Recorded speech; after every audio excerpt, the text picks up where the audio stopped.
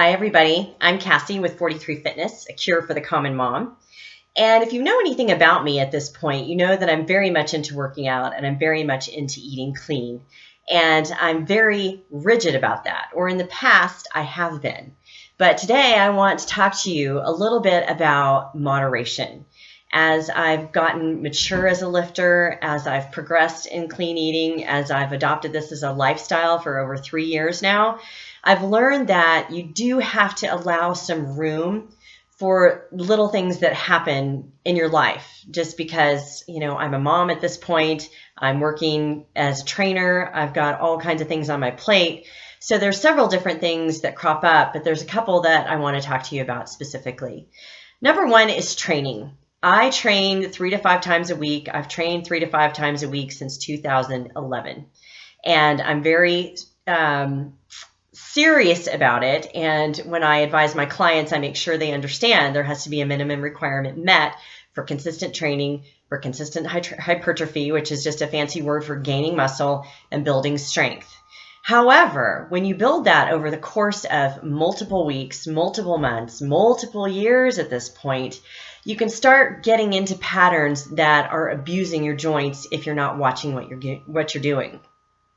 And I believe it was last year that I posted some information about my shoulder injury. I went through lots of physical therapy. I had a wonderful therapist. She did a great job. I learned a lot about form, even though I thought I was doing it really well. I had screwed up and had given myself some imbalances, which I've since straightened out. However, recently I'm having some neck issues on the same side. So I'm suspecting that I've got a similar related type of issue and that my neck muscles are trying to compensate for whatever's going on. And in most cases, it's generally shoulder work.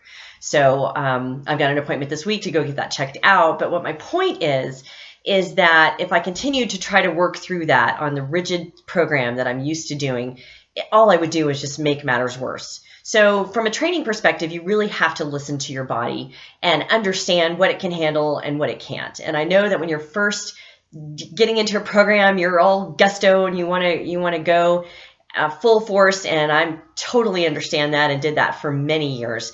But as I've gotten older, my joints have gotten a little more, I don't want to say fragile, but just not quite as strong as they used to be. And with all this repetitive motion over, like I said, thousands of days, it really tends to take a toll.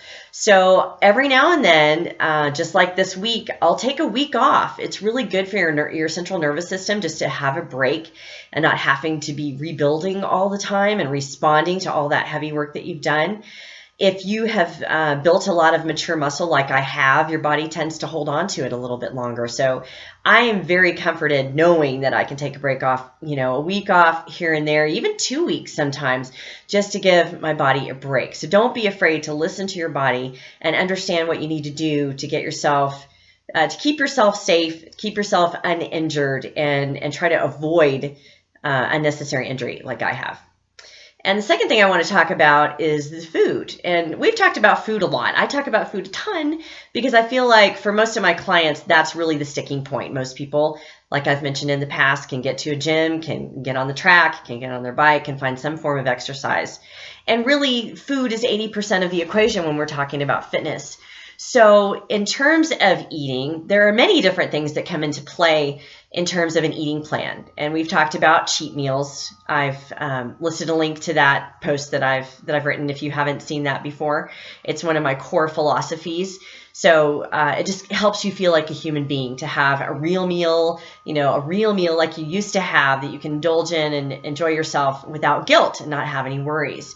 Then there's also just events that happen, especially this time of year during the holidays. There's all kinds of things that crop up, all kinds of social events, people you haven't seen in a long time, people you have a lot of history with in terms of maybe drinking with a little bit or, having a specific meal at a specific restaurant. Great, fold that all in. Additionally, and I've touched on this before, and you guys might be tired of hearing about it, but man, it's driving me crazy, is the hormone swings. Because I'm creeping up on 46 years old, I've got the ups and downs of the hormones, and I think I told you my PMS symptoms have really intensified. So much so that it stretches out way beyond a day or two. It's more like 4 days, 5 days, depending. Some days I'm insane with rage. Even though I'm taking my B complex vitamins, sometimes I take a couple just to make myself feel better. Even though my family may not notice a difference, I feel like I'm trying to help myself. Additionally, the cravings for carbs are still there. And I really wanted to share with you a methodology that I have adopted that I think is really going to work going forward, especially once you've kind of reached your goals and are maintaining and feeling comfortable about what you're doing. Just let it flow. Let yourself go a little bit. Enjoy extra good foods. Try not to fall off the wagon and dive into donuts and chocolate.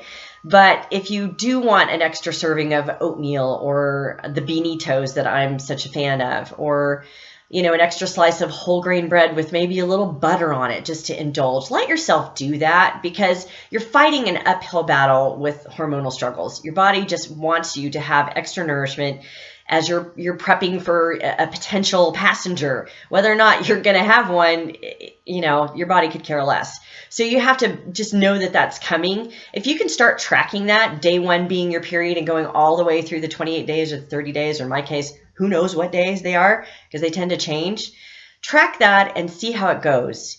And learn to, when you get into whatever day it is that you're starting to have those issues, just know that's what it is and give yourself some leeway. But on the flip side of that, on the days that you're not having issues, really be committed to staying on your diet and your fitness regimen.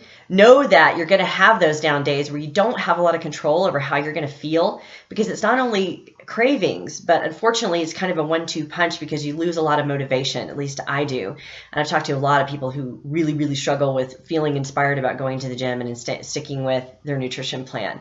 So if you keep that in your mind, and on the days that you're really, really struggling, you can give in a little bit and not feel guilty about it, because you don't have a lot of control. It's kind of like your body's on autopilot. Let yourself do that. Give yourself that grace, and know that when days, 1, 2, 3, 5, up to day 14 is generally when women feel their best, the most empowered, the most driven. Stick with it, man. Really, really grab onto it with both hands, because once you hit day 14, up through day 28, day 30, it can really fluctuate. You can have good days, bad days, in between days, sort of moderate.